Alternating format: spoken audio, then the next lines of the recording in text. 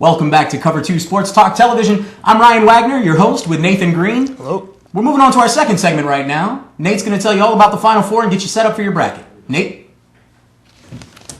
Okay, with the bracket. All right, this weekend marks the end of the college basketball season and March Madness. And we have two big games tomorrow night. Starting us off is going to be Michigan State versus UConn. Well, Michigan State, they go back home. They're in Ford Field in Detroit, Michigan. They're not too far away. They're in Flint, Michigan. They're going to be led by Goran Suton. They're going to need a big game for him, as that game's going to tip off at 7. Suton had 19 points, 10 rebounds against Louisville in an Elite 8 win on last Sunday.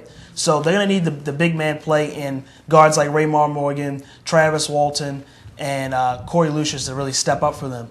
While Connecticut, on the other hand, they got rid of Missouri last Saturday in the Elite 8, and they're going to be coming in with Hasheem Thabeet. So that matchup of Suton and Thabeet is going to be key if one of those teams wants to advance to Monday night. On the other side, at 9 o'clock, we have Villanova and North Carolina. Villanova features Scotty Reynolds, the junior speedster guard for them, and Corey Fisher, another speedster guard for them. He's a sophomore, young guy. But you got Scotty Reynolds off of that miracle shot against Pittsburgh Saturday night that lifted them to their Final Four appearance in their first one since 1985. They're going to be facing UNC, who North Carolina, the last time they were in Ford Field was in December when they beat Michigan State 98-63. So they don't have a problem playing in that venue. And they're led by Ty Lawson, who's been averaging over 20 points for the tournament. In other college basketball news, John Calipari, he signs with Kentucky. He leaves Memphis, who he took to the Sweet 16 this year, and he's had a number of honors with that team. Taking him to the Final Fours. He took him to the national title game last year. He's going to be going to the Bluegrass State, and he's going to be replacing Billy Gillespie to anchor that Kentucky team. And he might be taking 2 top 5 recruits with him next fall in DeMarcus Cousins and Xavier Henry. And if they are able to get those recruits, Kentucky might be a contender for the national title last year already in this first season. So what do you guys think? No. I think it's kind of interesting. We're still talking March Madness in April. Yeah, right. That's what I think. Hey. Well, it's Final Four is always an interesting time. Love Final Four. And Michigan State has a distinct advantage this year because they're going to be playing the Final Four in Detroit. So they're playing only 70 or 80 miles from their campus. So they have somewhat of a home field advantage, which doesn't happen very often in the Final Four. Do you think it does much for them? They may have the hardest road. If North Carolina advances in that second game, they're going to have to play UConn and Carolina. Well, I think that there is somewhat of a home field advantage, but what I think people are overlooking is the fact that they're going to have home field advantage in a football stadium playing basketball. And from what I've heard about how they're going to set up the court is going to be directly in the center of Ford Field. Yes. So the sound may be eaten up a little bit before it actually reaches the court. So any element of home field advantage that they might have is going to be diluted a little bit because of the size of the actual venue. So it's going to be, I don't know. I think Michigan State's got a shot. I think, they wouldn't be in the Final Four if they didn't have a shot at least getting to the national championship and possibly winning it. Matt, what do you think about the fact that there's really no Cinderella this year? The fact that there's no Cinderella really surprises me because every year there seems to be a team that makes it out there. Like Western Kentucky, or was it Western Arizona? Western Kentucky, yeah. Yep, Western Kentucky that made it that first round, and everyone was like, wait, where'd this team come from? But Michigan State and UConn, Hasheem Thabeet, I've been watching him. He's great on his feet, very quick back. He gets back and forth. He seems to go every quarter like he's going 100%, 110%.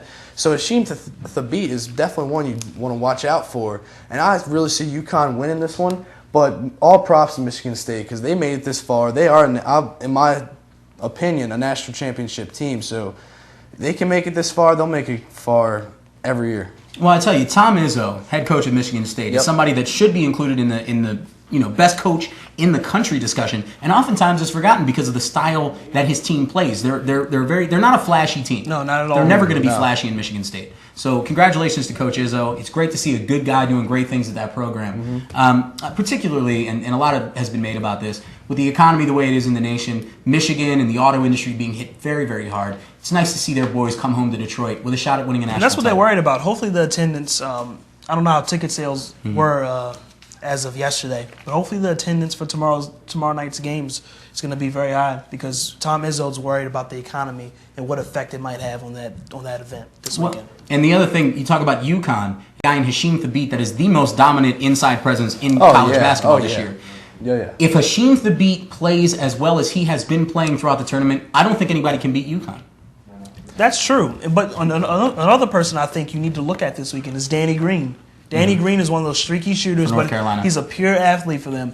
And if he plays, and if he comes to play, Carolina is unbeatable. Yes, Ty Lawson, he's the X factor for them, but if Danny Green comes to play, they're a complete team. They're the complete team that people predicted would be undefeated. And So- I tell you who else. If Wayne Ellington shows up with that outside game, he has one of the prettiest three-point shots in the country, and if he starts to get hot in these last couple of games, North Carolina could very easily win. I think they're the they've been favorite getting going a lot into the out final. there. So both of you are saying that if he comes to play, UNC is going to win this national I think if the championship. stars for North Carolina show up and play the way that they can play. And the interesting thing is here, we've mentioned 3 names from North Carolina and haven't brought up Tyler Hansbrough. Not Exactly. yet, not yet. Yeah. So the fact that, they have as deep a team as I think we've ever seen in college When you basketball. talk about the 3 freshmen for their team, if Tyler Hansbrough and Ty Lawson weren't there, Larry Drew, Ed Davis, yeah. and Zeller, they would be starting on that team. They would be starting, and they would be averaging double figures on that squad. North Carolina is a very Right. deep team, but the problem is they're running into a team that has gone on a run like we've never seen in Oh college my basketball. God. Villanova has been just dismantling teams this entire tournament. They've played they beat UCLA, Duke. We've talked about it. This might have been the roughest stretch to get to a Final Four in history. That's yeah. why it reminds people of '85. 85, one of the biggest upsets in college basketball history. Villanova defeating Georgetown, who had Patrick Ewing on that team. Yep. Big team. And I'm saying the game against Duke, Villanova going in that game saying, "Hey, we're here to play and we're here to win," and that's exactly what they did. Duke was the number 1 seed in that division, and you know what? They got pounced on. They only scored 16 points in the first quarter, and that's what happens. And I tell you what else, this Final Four, you're going to see some great coaching of Yeah, oh basketball. yeah, oh yeah. There are some premier coaches in the country that are coaching their teams in the You Final Four. know, it's like a coaches conference every year at the Final Four. They're not going to need it this year because Yeah. you have No, before not at all. the top coaches Well, I mean, you in look college at, basketball. Tom Izzo on one side of the bracket, UConn with Jim Calhoun, a little bit under the weather, but he seems to be feeling better. Roy and then Williams. you've also got Roy Williams and Jay Wright, who's a great coach in his own the right. young premier coach. So it's going to. Who's your national championship champion? North Carolina. I got them defeating UConn, about an 8-point game. Really? So you think Ty Lawson is going to show up big? He's a star. And Matt, really quickly, who's your national champion? UNC versus UConn. UConn's taking it. All right. Well, I've got United North Carolina, United. University of North Carolina winning the national championship. Come right back with us. We'll be back after this break with Orioles news. Set you up for opening day.